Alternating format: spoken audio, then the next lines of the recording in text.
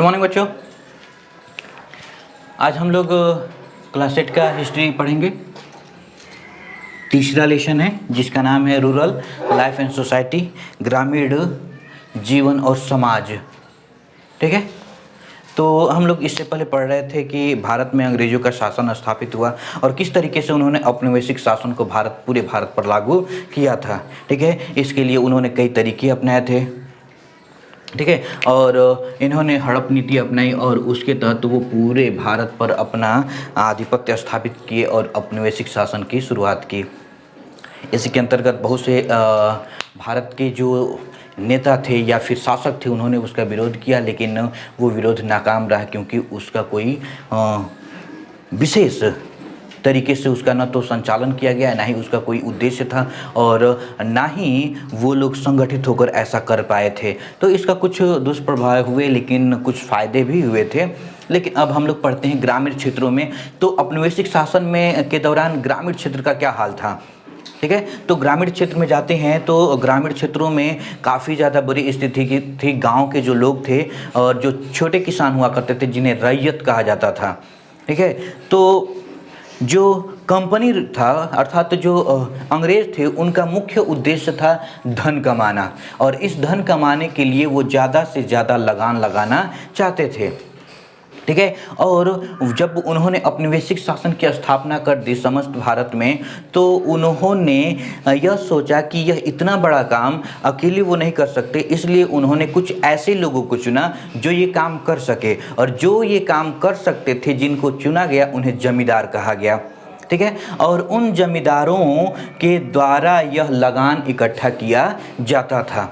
ठीक है, तो इस लगान को इकट्ठा करने के कुछ तरीके थे जिसे हम लोग कहते हैं सिस्टम ऑफ रेवेन्यू कलेक्शन। इसको 3 भागों में बांटा गया, अर्थात 3 तरीके से उन्होंने अलग अलग समय पर लगान इकट्ठा करने के तरीके अपनाए, जिसमें से पहला था परमानेंट सेटलमेंट। आपको बता दें कि हमारे देश के अलग अलग हिस्से में अलग अलग प्रकार की वस्तुओं का उत्पादन किया जाता है, उगाया जाता है, या फिर अलग अलग क्षेत्र जो हैं वो अलग अलग वस्तुओं के लिए प्रसिद्ध हैं। जैसे बनारस जो है अपनी साड़ी के लिए या फिर कढ़ाई के लिए प्रसिद्ध है, कश्मीर जो है वो अपने शॉल के लिए प्रसिद्ध है, कुछ क्षेत्र जो हैं वो अपने फर्नीचर के लिए, कुछ अपने खाद्यान्न के लिए, अलग अलग जो क्षेत्र हैं वो अलग अलग वस्तुओं के लिए प्रसिद्ध हैं। तो अलग अलग जगहों पर जो लगान के नियम थे वो भी अलग अलग लगाए गए थे। ठीक है, तो सबसे पहले हम लोग पढ़ेंगे परमानेंट सेटलमेंट जिसे हम लोग इस्मतरारी, ठीक है, व्यवस्था कहते हैं, लगान व्यवस्था कहते हैं। इस्मतरारी में हुआ ये था कि एक व्यक्ति को चुना जाता था जो पूरे गांव का लगान इकट्ठा करता था। होता ये था कि जब किसी व्यक्ति को चुना जाता था तो पहले ही उसे यह बता दिया जाता था कि उसे 1 साल में अर्थात सालाना लगान कितना जमा करना है, और एक व्यक्ति के पास 40 से लेकर 400 तक गांव हुआ करते थे एक व्यक्ति के अंदर में, जो उस गांव से लगान इकट्ठा करता था और साल के अंत में अर्थात सूरज डूबने से पहले वो लगान अंग्रेजों को जमा करना पड़ता था।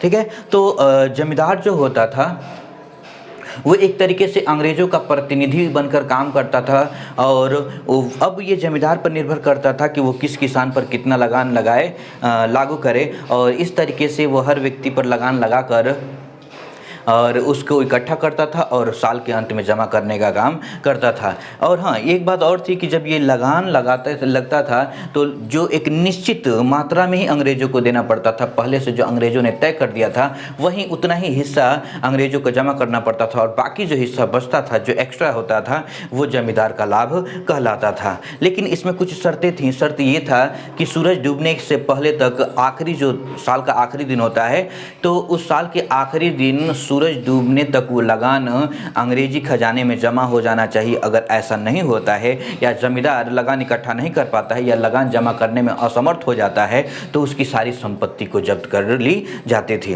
उस दौरान जब भारत में जब अमेरिका में गृह युद्ध चल रहा था तो उस दौरान ब्रिटेन में कपास जो था अर्थात कॉटन जो था वो अमेरिका से आया करता था, लेकिन गृह युद्ध के कारण काफ़ी ज़्यादा मुश्किलों का सामना करना पड़ा था ब्रिटेन को, और कपास का जो आगमन था वो ब्रिटेन में पूरी तरह रुक गया। तो ब्रिटेन के जो कपड़ा निर्माण के जो व्यापारी थे वो काफ़ी ज़्यादा डर गए थे और वो उन्होंने भारत में कपास की खेती की शुरुआत की थी और अत्यधिक मात्रा में कपास का उत्पादन किया था। तो इस तरीके से जो उसके कुछ रूल थे, नियम थे, तरीके थे, जिसका प्रभाव आम लोगों पर काफ़ी ज़्यादा पड़ा, क्योंकि उस दौरान काफ़ी ज़्यादा सूखा पड़ता था और युद्ध हुआ करते थे और भी बहुत सारी समस्याएं थी, जिसकी वजह से लोग जब लगान जमा नहीं करते थे तो उन पर बुरी तरीके से अधिकारी मारा पीटा करते थे, उन पर अत्याचार किया करते थे या फिर उनकी ज़मीनें छीन ली जाती थी।